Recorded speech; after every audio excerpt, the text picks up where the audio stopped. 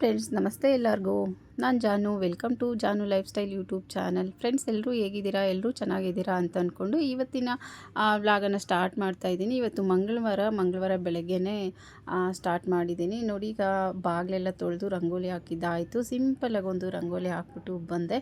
ರಂಗೋಲಿ ಹಾಕ್ಬಿಟ್ಟು ಬಂದು ಮತ್ತು ಟೀ ಇಟ್ಟಿದ್ದೀನಿ. ಟೀ ಇಟ್ಟು ಟಿಫನ್ಗೆ ಇವತ್ತು ಚಪಾತಿ ಮಾಡ್ತಾಯಿದ್ದೀನಿ. ರಾತ್ರಿ ಇದಕ್ಕಿನ ಬೇಳೆ ಸಾರು ಮಾಡಿದ್ದೆ ಅಲ್ವಾ, ಅದೇ ಇದೆ. ಅದಕ್ಕೆ ಚಪಾತಿ ಮಾಡ್ಕೊಂಡ್ರೆ ಆಯಿತು ಅಂತ ಸ್ವಲ್ಪ ಚಪಾತಿ ಮಾಡ್ತಾಯಿದ್ದೀನಿ. ಇದಕ್ಕಿನ ಬೇಳೆ ಸಾಂಬಾರು ಚಪಾತಿಗೆ ತುಂಬ ಚೆನ್ನಾಗಿರುತ್ತಲ್ವ, ಅದಕ್ಕೆ ಅದನ್ನೇ ಅಡ್ಜಸ್ಟ್ ಮಾಡ್ತಾಯಿದ್ದೀನಿ. ಇವತ್ತು ನೋಡಿ ಎಷ್ಟು ಚೆನ್ನಾಗಿದೆ ಸಾಂಬಾರು ಅಂತ. ತುಂಬಾ ಚೆನ್ನಾಗಿತ್ತು. ಒಂಥರ ಮಟನ್ ಸಾಂಬಾರು ಆ ಥರ ಫೀಲ್ ಕೊಡ್ತಿತ್ತು. ಟೇಸ್ಟಾಗಿತ್ತು ತುಂಬಾ. ಬೆಳಗ್ಗೆ 3 ಚಪಾತಿ ಮಾತ್ರ ಮಾಡಿದೆ. ಅಂದರೆ ರಕ್ಷಕ್ ಬಾಕ್ಸ್ಗೆ ಒಂದು ತೊಗೊಂಡೋಗ್ತಾಳೆ ಅಷ್ಟೇ. ಒಂದು ತಿಂತಾಳೆ, ಒಂದು ತೊಗೊಂಡೋಗ್ತಾಳೆ. ಇನ್ನು ನಾನು ಒಂದು ಎಕ್ಸ್ಟ್ರಾ ಇರಲಿ ಅಂತ ಮಾಡಿಟ್ಟಿದ್ದೀನಿ. ಎಲ್ಲ ಅಲ್ಲಿ ಮಾಡಿ ಇಟ್ಬಿಟ್ಟು ಮತ್ತೆ ಟೀ ಕುಡ್ಕೊಂಡು ಹಾಗೆ ಸ್ವಲ್ಪ ಹೂವು ಇತ್ತು ಅಲ್ವಾ, ಒಂದೇನೆ ಬಿಡಿಸ್ಕೊಂಬಂದಿದ್ದು ಹೂವು, ನಿತ್ಯ ಮಲ್ಲಿಗೆ.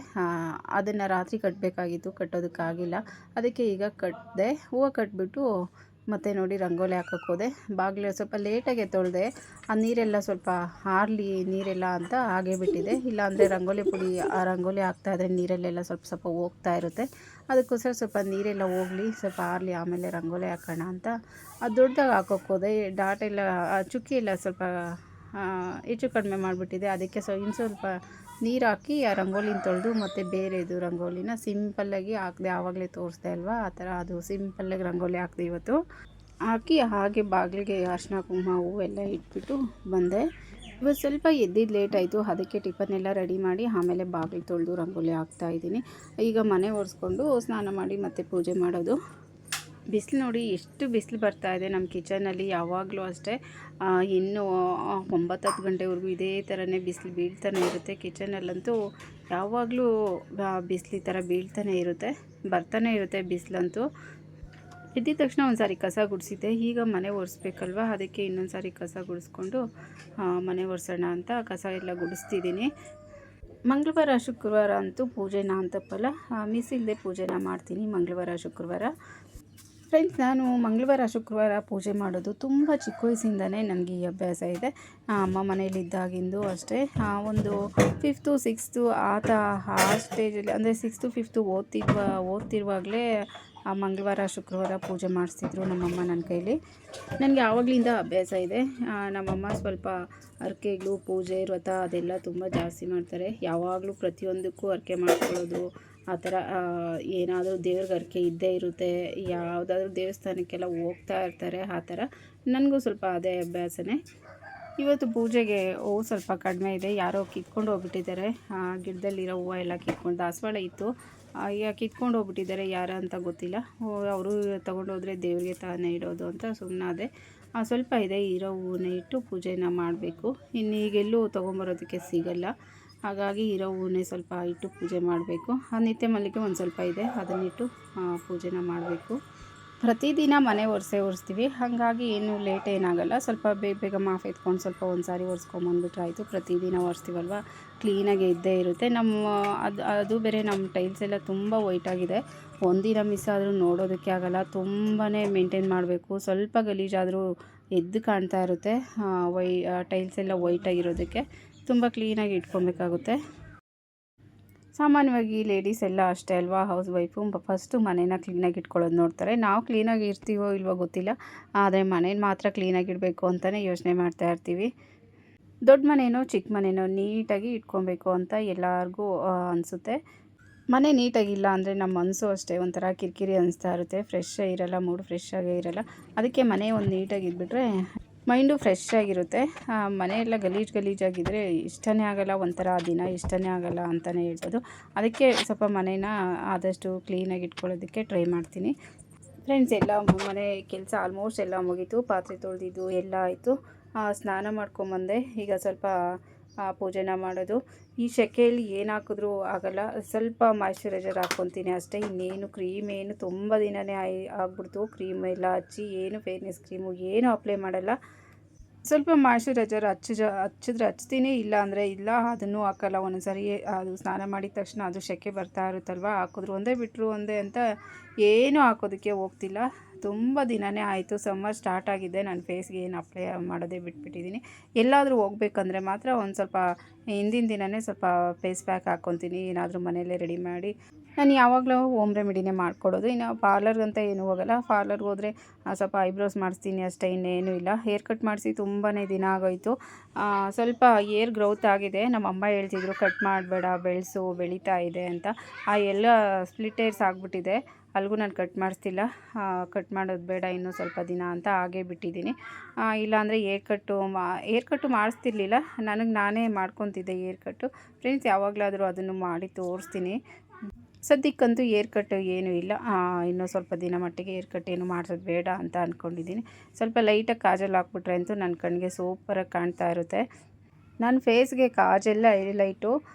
ಸ್ವಲ್ಪ ಕ್ರೀಮ್ ಹಾಕಿ ಕಾಜಲ್ ಹಾಕ್ಬಿಟ್ರೆ ಅಂತೂ ಸೂಪರಾಗಿ ಕಾಣ್ತಾ ಇರುತ್ತೆ. ಕಾಜಲ್ ಇಲ್ಲಿದ್ದು ನನ್ನ ಮೇಕಪ್ ಫಿನಿಶ್ ಆಗೋಲ್ಲ ಅಂತಲೇ ಹೇಳ್ಬೋದು. ಏನು ಮಿಸ್ ಆದರೂ ಎಲ್ಲಾದರೂ ಹೋಗ್ಬೇಕಾದ್ರೆ ಸ್ವಲ್ಪ ಕಾಜಲನ್ನು ಹಾಕ್ಕೊತೀನಿ. ಫ್ರೆಂಡ್ಸ್, ಹಾಗೆ ನನಗೆ ಹೆವಿ ಮೇಕಪ್ ಅಂತ ಏನೂ ಇಲ್ಲ. ಡೈಲಿ ಇಷ್ಟೇ, ಯಾವುದಾದ್ರೂ ಒಂದು ಸ್ವಲ್ಪ ಕ್ರೀಮ್ ಹಾಕ್ತೀನಿ, ಸ್ವಲ್ಪ ಬೊಟ್ಟಿಡ್ತೀನಿ ಅಷ್ಟೇ. ಇನ್ನೇನು ಹೆವಿ ಮೇಕಪ್ಪು ಯಾರೂ ಮಾಡಲ್ಲ ದಿನ. ನಾನು ಅಷ್ಟೇ ದಿನ ಏನು ಮಾಡಲ್ಲ. ನೋಡಿ ಫ್ರೆಂಡ್ಸ್, ನನಗೆ ಎಷ್ಟು ಚೆನ್ನಾಗಿದೆ ನೋಡಿ. ಕಾಜಲ್ ಹಚ್ಚಿದ್ರೇ ನನಗೆ ತುಂಬ ಇಷ್ಟ. ಕಾಜಲ್ ಅಂದರೆ ಸ್ವಲ್ಪ ಉರಿ ಅನಿಸ್ತಿತ್ತು ಯಾಕೋ. ಇಲ್ಲಾದರೂ ಹೊರಗಡೆ ಹೋಗ್ಬೇಕಂದ್ರೆ ಸ್ವಲ್ಪ ಲಿಪ್ಸ್ಟಿಕ್ ಹಾಕ್ಕೊತೀನಿ ಅಷ್ಟೇ. ಫಂಕ್ಷನ್ ಇದ್ದರೆ ಮಾತ್ರ ಸ್ವಲ್ಪ ಗ್ರ್ಯಾಂಡ್ ಮೇಕಪ್ಪು. ಎಲ್ಲರೂ ಅಷ್ಟೇ ಅಲ್ವಾ, ಮನೇಲಿದ್ದರೆ ಯಾರು ಅಷ್ಟೊಂದು ಮೇಕಪ್ಗೆ ಒಬ್ಬೊಬ್ಬರು ಮಾಡ್ಕೊತಾರೇನೋ, ಒಬ್ಬೊಬ್ಬರು ಇಲ್ಲ ಅಷ್ಟೇ. ನಾನು ಮನೇಲಿದ್ದರೆ ಇಷ್ಟೇ. ಇನ್ನು ಪೂಜೆ ಮಾಡೋದಕ್ಕೆ ಬಂದೆ. ನೆನ್ನೆನೂ ಪೂಜೆ ಆಗಿದೆ. ಡೈಲಿ ಪೂಜೆ ಆಗಿರುತ್ತಲ್ವ, ಈಗ ಹೂವು ಚೇಂಜ್ ಮಾಡಿ ಸ್ವಲ್ಪ ದೀಪ ಹಚ್ಚೋದು. ಫ್ರೆಂಡ್ಸ್, ಡೈಲಿ ಪೂಜೆ ಮಾಡಿದ್ರೆ ದೇವ್ರ ಮನೆ ಕ್ಲೀನಾಗೇ ಇರುತ್ತೆ. ಏನು ಡೀಪ್ ಕ್ಲೀನು ಟೈಮ್ ತೊಗೊಂಡು ಕ್ಲೀನ್ ಮಾಡೋ ಅಂಥದ್ದೇನೂ ಇರೋಲ್ಲ. ಡೈಲಿ ಪೂಜೆ ಮಾಡ್ತಾಯಿದ್ರೆ ಕ್ಲೀನಾಗೇ ಇರುತ್ತೆ, ಬೇಗನೂ ಪೂಜೆ ಮುಗಿಸ್ಬೋದು. ಹಂಗಾಗಿ ನಮ್ಮ ದೇವ್ರ ಮನೆಯಲ್ಲೂ ಅಷ್ಟೇ ಡೈಲಿ ಕ್ಲೀನಾಗೇ ಇರುತ್ತೆ.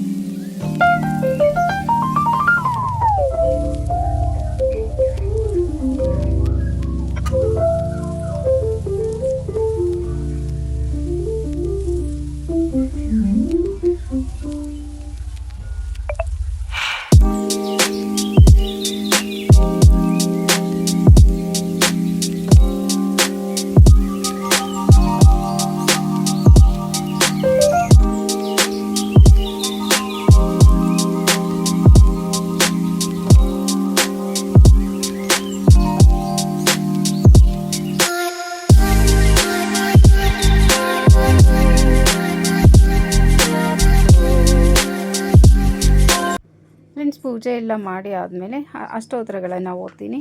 ಶುಕ್ರವಾರ, ಮಂಗಳವಾರ ಮತ್ತು ರಾಮಕೋಟಿ ಬರಿತೀನಿ. ಸ್ವಲ್ಪ ದಿವಸ ಕಂಟಿನ್ಯೂಸ್ ಆಗಿ ಬರೆದೆ ಫ್ರೆಂಡ್ಸ್, ಆಮೇಲೆ ಆಗಲೇ ಇಲ್ಲ ಬರೆಯೋದಕ್ಕೆ. ಈಗ ಯಾವಾಗ ಟೈಮ್ ಸಿಗುತ್ತೋ ಆಗ ಮಾತ್ರ ಬರಿತಾ ಇದ್ದೀನಿ. ಡೈಲಿ ಬರಿಬೇಕು ಅಂತಲೇ ಅಂದ್ಕೊಂಡು ಬರೆದೆ, ಆದರೆ ಆಗ್ತಿಲ್ಲ. ಈಗ ಯಾವಾಗಾಗುತ್ತೋ ಆಗ ಬರಿತಾ ಇದ್ದೀನಿ ಅಷ್ಟೇ. ಪೂಜೆ ಎಲ್ಲ ಆಯಿತು ಫ್ರೆಂಡ್ಸ್. ಟಿಫನ್ ಎಲ್ಲ ಮಾಡಿಕೊಂಡು ಮಧ್ಯಾಹ್ನ ಹಾಗೆ ಸುಮ್ಮನೆ ಕೂತಿದ್ದೆ ಒಬ್ಬಳೇ. ಐಸ್ ಕ್ರೀಮ್ ಇತ್ತು ಮನೇಲಿ, ತಿಂತಾ ಇದ್ದೀನಿ. ಫ್ರೆಂಡ್ಸ್, ಒಂದೊಂದು ಸಾರಿ ಒಬ್ಬರೇ ಇರೋದಕ್ಕೆ ತುಂಬ ಬೋರ್ ಅಂತ ಅನಿಸುತ್ತೆ. ಒಂದೊಂದು ಸಾರಿ ಅಪ್ಪ ಒಬ್ಬರೇ ಇದ್ದರೆ ಸಾಕಪ್ಪ, ನೆಮ್ಮದಿಯಾಗಿರ್ಬೋದು ಅಂತ ಒಂದೊಂದು ಸಾರಿ ಅನಿಸುತ್ತೆ. ಆಲ್ಮೋಸ್ಟ್ ನಾನು ಈ ಟೈಮಲ್ಲೆಲ್ಲ ಅಂದರೆ ಮಧ್ಯಾಹ್ನ ಟೈಮಲ್ಲೆಲ್ಲ ಆಲ್ಮೋಸ್ಟ್ ಒಬ್ಬಳೇ ಇರ್ತೀನಿ. ನನಗೆ ಅದು ಅಭ್ಯಾಸ ಆಗಿಬಿಟ್ಟಿದೆ.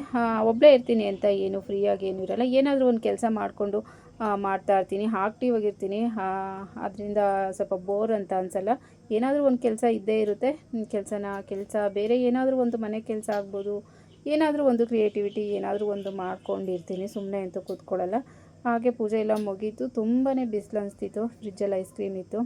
ಐಸ್ ಕ್ರೀಮ್ ತಿಂದ್ಕೊಂಡು ಸ್ವಲ್ಪ ಹೊತ್ತು ಕೂತ್ಕೊಂಡೆ. ಇನ್ನು ಇರುತ್ತಲ್ವ, ಇನ್ನು ಆಲ್ರೆಡಿ ಮಧ್ಯಾಹ್ನ ಆಗಿದೆ. ಈಗ ಇನ್ನು ಸಂಜೆ ಅಡುಗೆ ಕೆಲಸ ಅದು ಅಂತ ಇದ್ದೇ ಇರುತ್ತೆ. ಫ್ರೆಂಡ್ಸ್, ಯಾಕೋ ಸ್ವಲ್ಪ ಕಾಲು ನೋವ್ತಿತ್ತು, ಅದಕ್ಕೆ ಒಂದು ಸ್ವಲ್ಪ ಔಷಧಿ ಮಾಡ್ಕೊಳ್ಳೋಣ ಅಂತ ಮಾಡ್ತಿದ್ದೆ. ಏನಪ್ಪ ಅಂದರೆ ಎಳ್ಳೆಣ್ಣೆಗೆ ಸ್ವಲ್ಪ ಕರ್ಪೂರ ಮಿಕ್ಸ್ ಮಾಡಿ ಗಾಜಿನ ಬಾಟ್ಲ್ ತೊಗೊಬೇಕು. ಗಾಜಿನ ಬಾಟ್ಲಿಗೆ ಸ್ವಲ್ಪ ನೋಡಿ ಎಳ್ಳೆಣ್ಣೆನ ಹಾಕಬೇಕು. ಎಳ್ಳೆಣ್ಣೆ ಜೊತೆ ಮನೇಲಿ ನಾವು ದೇವ್ರ ಮನೆಯಲ್ಲಿ ಬೆಳಗ್ತೀವಲ್ವ ಕರ್ಪೂರ, ಆ ಕರ್ಪೂರ ತೊಗೊಂಡು ಸ್ವಲ್ಪ ನುಣ್ಣಗೆ ಪುಡಿ ಮಾಡಿಬಿಟ್ಟು ನಾನು ಒಂದು 25 ಗ್ರಾಮ್ ಅಷ್ಟು ಎಣ್ಣೆ ತೊಗೊಂಡಿದ್ದೀನಿ ಅಷ್ಟೇ. ಎಳ್ಳೆಣ್ಣೆ ಪ್ಯೂರ್ ಆಗಿರಬೇಕು, ಬೇರೆ ಏನು ಮಿಕ್ಸ್ ಇರಬಾರ್ದು. ಕರ್ಪೂರ ಅಷ್ಟೇ ಉದ್ದ ಇರೋದಾದರೂ ಆಗ್ಬೋದು, ಈ ಥರ ರೌಂಡ್ ಶೇಪ್ ಇರೋದಾದರೂ ಆಗ್ಬೋದು. ಒಂದು 3-4 ಕರ್ಪೂರನ ಈ ಥರ ಪುಡಿ ಮಾಡಿ ಕೊಟ್ಬಿಟ್ಟು ಇದರಲ್ಲಿ ಹಾಕ್ಬಿಟ್ಟು ಒಂದು 2-3 ದಿವಸ ಬಿಸಿಲಲ್ಲಿ ಇದನ್ನು ಚೆನ್ನಾಗಿ ಒಣಗಿಸ್ಬೇಕು. ಬಿಸಿಲಿಗಿಟ್ಟು ಚೆನ್ನಾಗಿ ಒಣಗಿಸಿದಾಗ ಅದರಲ್ಲೊಂದು ಕೆಮಿಕಲ್ ಉತ್ಪತ್ತಿ ಆಗುತ್ತೆ, ಹಾಗಾಗಿ ಅದು ಪೇನ್ ಕಿಲ್ಲರ್ ಆಯಿಲ್ ಆಗಿ ಕನ್ವರ್ಟ್ ಆಗುತ್ತೆ. ನಾವು ತುಂಬಾ ರಿಸಲ್ಟ್ ಇದೆ ಇದು ಫ್ರೆಂಡ್ಸ್. ಮಾಡೋದು ತುಂಬಾ ಈಸಿ, ತುಂಬಾ ರಿಸಲ್ಟ್ ಇದೆ ಇದರಲ್ಲಿ. ನಾನಂತೂ ಸಾಮಾನ್ಯವಾಗಿ ಸೊಂಟ ನೋವು, ಕೈ ನೋವು ಅಂತ ಬರ್ತಾ ಇರುತ್ತೆ ನೋಡಿ, ಸ್ವಲ್ಪ ಈ ಥರ ಮಾಡಿಟ್ಕೊಂಡು ನೋವು ಬಂದಾಗ ಮಸಾಜ್ ಮಾಡಿಕೊಂಡ್ರೆ ತುಂಬಾ ಬೇಗ ರಿಲೀಫ್ ಸಿಗುತ್ತೆ. ನಾನು ಇದನ್ನು ಯಾವಾಗಲೂ ಟ್ರೈ ಮಾಡ್ತಾ ಇರ್ತೀನಿ. ಏನಾದರೂ ಕಾಲು ನೋವು, ಕೈ ನೋವು ಆ ಥರ ಏನೋ ಬಂದಾಗ ನೋಡಿ, ಬಿಸಿಲಲ್ಲಿ ಈ ಥರ ಎಲ್ಲಾದರೂ ಸೇಫಾಗಿರೋ ಜಾಗದಲ್ಲಿ ಬಿಸಿಲಲ್ಲಿಟ್ಟು ಒಂದು 3-4 ಡೇಸ್ ಇದನ್ನು ಒಣಗಿಸ್ಬೇಕಾಗುತ್ತೆ. ಅಷ್ಟೇ ಸಿಂಪಲ್ ರೆಮಿಡಿ, ತುಂಬಾ ರಿಸಲ್ಟ್ ಇದೆ. ಯಾರಿಗಾದ್ರೂ ಮಂಡಿ ನೋವು, ಕೈ ನೋವು, ಕಾಲು ನೋವು, ಸೊಂಟ ನೋವು ಈ ಥರ ಇದ್ದರೆ ನೀವು ಒಂದು ಸಾರಿ ಟ್ರೈ ಮಾಡಿ ನೋಡಿ. ಸಿಂಪಲ್ ಹೋಮ್ ರೆಮಿಡಿ ಅಂತಲೇ ಹೇಳ್ಬೋದು. ಹಾಗೆ ರಾತ್ರಿ ಆಯಿತು ಫ್ರೆಂಡ್ಸ್, ಇನ್ನು ಹೂವೆಲ್ಲ ಬಿಡಿಸ್ಕೊಂಬಂದಿದ್ದೀನಿ. ನಿತ್ಯ ಮಲ್ಲಿಗೆ ಸ್ವಲ್ಪ ಸಿಕ್ತಿತ್ತಲ್ಲ, ಅದನ್ನೆಲ್ಲ ಬಿಡಿಸ್ಕೊಂಬಂದು ಇಟ್ಟಿದ್ದೀನಿ. ಇನ್ನು ರಾತ್ರಿ ಮುದ್ದೆ ಮಾಡ್ತಾಯಿದ್ದೀನಿ. ನಮ್ಮನೆ ರಾತ್ರಿ ಊಟಕ್ಕೆ ಕಂಪಲ್ಸರಿ ಮುದ್ದೆ ಇದ್ದೇ ಇರುತ್ತೆ. ಸಾಂಬಾರಿದೆ, ಸ್ವಲ್ಪ ಮೊಟ್ಟೆ ಬೇಯಿಸೋಣ ಅಂತ ಅಂದ್ಕೊಂಡಿದ್ದೀನಿ. ಮೊಟ್ಟೆ ಇನ್ನೂ ಬೇಯಿಸಬೇಕು. ಬೋಂಡ ಮಾಡೋಣ ಅಂದ್ಕೊಂಡೆ, ಟೈಮ್ ಆಗಲಿಲ್ಲ. ಈಗ ಮುದ್ದೆ ಮಾಡಿಬಿಟ್ಟು ಸ್ವಲ್ಪ ತರಕಾರಿ ಇದೆ ಎತ್ತಿಡೋದು, ತರಕಾರಿ ತರಿಸಿದ್ದೆ, ಅದನ್ನೆಲ್ಲ ಎತ್ತಿಟ್ಕೊಬೇಕು. ಈ ಥರ ಸ್ಟವ್ ಮೇಲೆ ಇಟ್ಟು ಈ ಥರ ಬೇಯಿಸ್ತಾನೆ ಮುದ್ದೆ ತೋಳಿಸಿದ್ರೆ ತುಂಬಾ ಚೆನ್ನಾಗಿರೋದು. ಈ ಥರ ಕಡ್ಡಿಯಲ್ಲೇ ತಿರುಗಬೇಕು. ಕಡ್ಡಿಯಲ್ಲಿ ತಿರುವಿ ಸ್ವಲ್ಪ ಬೇಯಿಸ್ಕೊಂಡು ಮತ್ತೆ ಕೆಳಗಡೆ ಇಟ್ಕೊಂಡು ಮುದ್ದೆನ ಎಲ್ಲ ಕಡ್ಡಿಯಲ್ಲಿ ಒಂದು ಸಾರಿ ಮುದ್ದೆನ ತೊಳಿಸೋದು ಅಂತಾರಲ್ವ, ಆ ಥರ ಎಲ್ಲ ತೊಳೆಸ್ಬಿಟ್ಟು ಮತ್ತೆ ಸ್ಟವ್ ಮೇಲೆ ಇಟ್ಟು ಬೇಯಿಸಿ ಮತ್ತೆ ಮುದ್ದೆನ ಕಟ್ತೀನಿ. ನೋಡಿ, ಮುದ್ದೆ ರೆಡಿ ಆಯಿತು. ಇಷ್ಟೊಂದು ಮುದ್ದೆ ತಿನ್ನಲ್ಲ, ನಮ್ಮ ಮನೇಲಿ ಕೋಳಿ ಇದೆ, ಕೋಳಿಗೂ ಅಂತೂ ಒಂದು ಮುದ್ದೆ ಎಕ್ಸ್ಟ್ರಾ ಮಾಡೇ ನೋಡಿ, ತರಕಾರಿ ತರಿಸಿದೆ. ದಂಟಿನ ಸೊಪ್ಪು, ಧನಿಯಾ ಸೊಪ್ಪು, ಆಲ್ಮೋಸ್ಟ್ ಏನೂ ಇರಲಿಲ್ಲ ತರಕಾರಿ, ಎಲ್ಲ ತರಿಸಿದ್ದೆ. ಬೆಂಡೆಕಾಯಿ, ಮೆಣಸಿನ್ಕಾಯಿ, ಕ್ಯಾರೆಟ್, ಬೀಟ್ರೋಟ್, ಬೀನ್ಸ್ ಎಲ್ಲದನ್ನು ತರಿಸಿದ್ದೆ. ಸೌತೆಕಾಯಿ, ಹಸಿಮೆಣಸಿನ್ಕಾಯಿ ಎಲ್ಲದನ್ನು ತರಿಸಿದ್ದೆ ಫ್ರೆಂಡ್ಸ್. ನಾನು ಸಪ್ರೇಟಾಗಿ ಎಲ್ಲ ಕವರಲ್ಲಿ ಹಾಕಿ ಕೊಟ್ಟಿದ್ದರು, ಯಾವುದನ್ನು ಮಿಕ್ಸ್ ಮಾಡಿರಲಿಲ್ಲ. ಅಂದರೆ ಕ್ಯಾರೆಟು, ಬೀಟ್ರೂಟು ಮತ್ತು ಇನ್ನೊಂದೇನೋ ನವಕೋಲೇನೋ ಮಿಕ್ಸ್ ಇದೆ ಅಷ್ಟೇ. ಇನ್ನೆಲ್ಲದನ್ನು ಸಪ್ರೇಟೇ ಹಾಕಿ ಕೊಟ್ಟಿದ್ದರು. ಹಾಗೆ ನಾನು ಅದನ್ನು ಕವರೇ ಹಾಗೆ ಫ್ರಿಜ್ಜಲ್ಲಿ ಇಟ್ಬಿಟ್ಟೆ. ಫ್ರಿಜ್ದು ಸ್ವಲ್ಪ ಅದನ್ನೆಲ್ಲ ಒರೆಸ್ಬಿಟ್ಟು, ಗಲೀಜಾಗಿತ್ತು, ಎಲ್ಲ ಖಾಲಿ ಆಗಿತ್ತಲ್ವ, ಸ್ವಲ್ಪ ಎಲ್ಲ ಗಲೀಜಾಗಿತ್ತು, ಅದನ್ನೆಲ್ಲ ಬಟ್ಟೆಯಲ್ಲಿ ಕ್ಲೀನಾಗಿ ಒರೆಸ್ಬಿಟ್ಟು ಮತ್ತು ಕವರ್ ಅವರೆಲ್ಲ ಯಾವ ಥರ ಹಾಕ್ಕೊಟ್ಟಿದ್ರು ಅದೇ ಥರನೇ ಹಾಕ್ಕೊಂಡಿದ್ದು ಫ್ರೆಂಡ್ಸ್. ನಾನು ಇದಕ್ಕೆ ಏನು ಬಾಕ್ಸು ಆ ಥರ ವೆಜಿಟೇಬಲ್ಸ್ ಬಾಕ್ಸು ಆ ಥರ ಏನೂ ತೊಗೊಂಡಿಲ್ಲ ಫ್ರಿಜ್ಜಲ್ಲಿ ಇಡೋದಕ್ಕೆ. ಯಾಕೆಂದರೆ ಅವು ತುಂಬ ದೊಡ್ಡ ಸೈಜ್ ತೊಗೊಬೇಕು. ಚಿಕ್ಕ ತೊಗೊಂಡ್ರೆ ನೋಡಿ, ಇಷ್ಟಿಷ್ಟು ತರಕಾರಿ ಒಂದು 1/4 kg ಆ ಥರ ಹಾಕ್ಬೋದು ಅಷ್ಟೇ. ಇಷ್ಟಿಷ್ಟೆಲ್ಲ ತರಕಾರಿ ತಂದರೆ ಅದು ಇಡಿಸಲ್ಲ ಬಾಕ್ಸ್ ಎಲ್ಲ. ದೊಡ್ಡ ತೊಗೊಂಬಿಟ್ರೆ ಫ್ರಿಜ್ಜಲ್ಲಿ ಬೇರೆ ಏನು ಇಡೋಕ್ಕಾಗಲ್ಲ. ಹಾಗಾಗಿ ತೊಗೊಬೇಕು ಅಂತ ಅಂದ್ಕೊಂಡಿದ್ದೀನಿ. ಒಂದು ಸೆಟ್ ಆದರೂ ಸ್ಮಾಲ್ ಸೈಜ್ ಒಂದು ಸೆಟ್ ತೊಗೊಳ್ಳೋಣ ಅಂತ ಅಂದ್ಕೊಂಡಿದ್ದೀನಿ. ಫ್ರಿಜ್ಜಲ್ಲಿ ಇಡೋ ಅಂಥದ್ದು ತೊಗೊಬೇಕು. ಮತ್ತು ಧನಿಯಾ ಸೊಪ್ಪು, ದಂಟಿನ ಸೊಪ್ಪು ಎಲ್ಲ ಈ ಥರ ಕಟ್ ಮಾಡಿ ಬಿಡಿಸಿ ಎತ್ತಿಟ್ಕೊಂಡೆ. ಬಿಡಿಸಿಲ್ಲ ಅಂದರೆ ಇನ್ನು ಹಾಗೆ ಇಟ್ಬಿಟ್ರೆ ಅದೆಲ್ಲ ಇನ್ನೂ ಎಲ್ಲ ಕೊಳ್ತೋಗ್ಬಿಡುತ್ತೆ. ಸ್ವಲ್ಪ ನೀರು ಹಾಕಿರ್ತಾರಲ್ವ, ತಂದಿದ ತಕ್ಷಣ ಸ್ವಲ್ಪ ಎಲ್ಲ ಬಿಡಿಸಿ ಕ್ಲೀನ್ ಮಾಡಿ ಸ್ವಲ್ಪ ಆರಿಸಿ ಇಡಬೇಕು. ನಾನು ಈ ಕೊತ್ತಂಬರಿ ಸೊಪ್ಪಲ್ಲಿ ನೀರೇನು ಇರಲಿಲ್ಲ, ಅದಕ್ಕೆ ಹಾಗೆ ಇಡ್ತಾಯಿದ್ದೀನಿ. ಇಲ್ಲಾಂದರೆ ಎಲ್ಲ ಬಿಡಿಸ್ಬಿಟ್ಟು ಒಂದು ಬಟ್ಟೆ ಹಾಕ್ಬಿಟ್ಟು ಸ್ವಲ್ಪ ಹೊತ್ತು ಅದು ಆ ನೀರಿನ ಅಂಶ ಎಲ್ಲ ಹೋಗಲಿ ಅಂತ ಆರೋದಕ್ಕೆ ಬಿಟ್ಬಿಡ್ತೀನಿ. ಕ್ಲೀನಾಗೆಲ್ಲ ಫ್ರೆಂಡ್ಸ್. ನಾನು ಏನು ವೇಸ್ಟ್ ಮಾಡಲ್ಲ. ಒಂದು ಸಣ್ಣ ಎಲೆ ಕೂಡ ಎತ್ತಿ ಇಟ್ಕೊತೀನಿ ನೀಟಾಗಿದ್ದರೆ, ಯಾಕೆಂದರೆ ದುಡ್ಡು ಕೊಟ್ಟು ತಂದಿರ್ತೀವಲ್ವ, ಅದಕ್ಕೋಸ್ಕರ.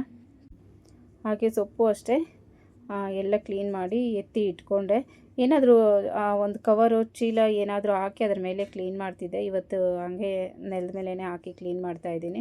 ಈ ಥರ ಮಾಡಿದ್ರೆ ಎಲ್ಲ ಗಲೀಜಾಗುತ್ತೆ, ಗುಡಿಸ್ಬೇಕು, ಒರೆಸ್ಬೇಕು, ಡಬಲ್ ಕೆಲಸ ಆಗುತ್ತೆ. ಏನಾದರೂ ಒಂದು ಚೀಲ, ಅಕ್ಕಿ ಚೀಲ ಏನಾದರೂ ಇದ್ದೇ ಇರುತ್ತಲ್ವ, ಆ ಥರದ್ದು ಹಾಕ್ಕೊಂಡು ಅದ್ರ ಮೇಲೆ ಇಟ್ಟು ಮಾಡ್ಕೊಂಬಿಟ್ರೆ ಅಷ್ಟೊಂದು ಕ್ಲೀನ್ ಮಾಡೋದು ಸ್ವಲ್ಪ ತಪ್ಪುತ್ತೆ. ಇವತ್ತೇನೂ ಇಲ್ಲ, ಅದೇ ಥರ ಮಾಡಿಬಿಟ್ಟೆ. ಇನ್ನು ಏನು ಮಾಡೋಕ್ಕಾಗಲ್ಲ, ಕ್ಲೀನ್ ಮಾಡಬೇಕು ಫ್ರೆಂಡ್ಸ್. ಇಷ್ಟೇ ಇವತ್ತಿನ ವ್ಲಾಗ್, ಮಂಗಳವಾರದ ವ್ಲಾಗ್ ಇದಾಗಿತ್ತು. ಇನ್ನಿದೆಲ್ಲ ಎತ್ತಿಟ್ಟು ಊಟ ಮಾಡಿ ಮಲ್ಕೊಂಡ್ವಿ. ನಾವು ಬೇಗ ಏನು ಮಲಗಲ್ಲ, ಒಂದು 11 ಗಂಟೆ ಮೇಲೇ ಆಗುತ್ತೆ. ಸ್ವಲ್ಪ ಟಿ ವಿ ನೋಡಿಕೊಂಡು ಇರುತ್ತಲ್ವ ಮನೇಲಿ ಕೆಲಸ, ಕ್ಲೀನಿಂಗು. ಇನ್ನು ಅಡುಗೆ ಮಾಡಿರ್ತೀವಿ, ಕಿಚನ್ ಕ್ಲೀನ್ ಮಾಡಬೇಕು, ಪಾತ್ರೆ ಸ್ವಲ್ಪ ತೊಳೆಯೋದಿರುತ್ತೆ, ಅದೆಲ್ಲ ಮಾಡಿ ನೋಡಿ ಇದನ್ನೆಲ್ಲ ಕ್ಲೀನ್ ಮಾಡಿ ಮಲಗೋಷ್ಟರಲ್ಲಿ ಸ್ವಲ್ಪ ಹೊತ್ತು ಟಿ ವಿ ನೋಡೋದೆಲ್ಲ ಮಾಡೋಷ್ಟರಲ್ಲಿ ಅಷ್ಟೊತ್ತು ಹಾಗೆ ಆಗುತ್ತೆ. ಇದೆಲ್ಲ ಕ್ಲೀನ್ ಮಾಡಿ ಇಟ್ಟು ಲಾಸ್ಟಲ್ಲಿ ಊಟ ಮಾಡಿದೆ. ನಮ್ಮ ಮನೇಲಿ ಊಟ ಮಾಡೋದು ಲೇಟೇ, 9 ಗಂಟೆನೇ ಆಗೇ ಆಗುತ್ತೆ. 9 ಗಂಟೆ ಅಂತೂ ಆಗೇ ಆಗುತ್ತೆ. ಅದಕ್ಕೆ ಮುಂಚೆ ಏನೋ ಅಪರೂಪಕ್ಕೆ ಒಂದೊಂದು ಸಾರಿ ಬೇಗ ಮಾಡ್ತೀವಷ್ಟೇ. ಇನ್ನು ಯಾವಾಗಲೂ 9 ಗಂಟೆ ಅಷ್ಟೊತ್ತಲ್ಲೇ ಊಟ ಮಾಡೋದು. ಇನ್ನು ಇವತ್ತು ಮುದ್ದೆ ಮತ್ತು ಏನಪ್ಪ ಹಿದ್ಕಿನ ಸಾಂಬಾರು ಜೊತೆ ಸೌತೆಕಾಯಿ, ಮೊಟ್ಟೆ, ಸ್ವಲ್ಪ ರೈಸ್ ಮಾಡಿದ್ದೆ. ಫ್ರೆಂಡ್ಸ್ ಇಷ್ಟೇ ಊಟನೂ ಅಷ್ಟೇ. ಏನು ತುಂಬ ವೆರೈಟೀಸ್ ಅಂತ ಏನೂ ಮಾಡಲ್ಲ. ಸಿಂಪಲ್ಲಾಗಿ ಊಟ. ತುಂಬ ವೆರೈಟೀಸ್ ಒಂದೇ ದಿನ ಅಂತ ಏನೂ ಮಾಡಲ್ಲ. ಏನೋ ಇಷ್ಟ ಆಗಿದೆ ಯಾವಾಗ ಬೇಕೋ ಅವಾಗ ಮಾಡ್ಕೊತೀವಿ ಅಷ್ಟೇ. ಫ್ರೆಂಡ್ಸ್ ಈ ವಿಡಿಯೋ ನಿಮಗೆಲ್ಲ ಇಷ್ಟ ಆಯಿತು ಅಂತ ಅಂದ್ಕೊತೀನಿ. ಇಷ್ಟ ಆದರೆ ಪ್ಲೀಸ್ ಒಂದು ಲೈಕ್ ಮಾಡಿ. ಹಾಗೆ ಯಾರೆಲ್ಲ ನೋಡ್ತಿದ್ದೀರೋ ದಯವಿಟ್ಟು ನಿಮ್ಮ ಫ್ಯಾಮಿಲಿ ಫ್ರೆಂಡ್ಸ್ಗೂ ಶೇರ್ ಮಾಡಿ.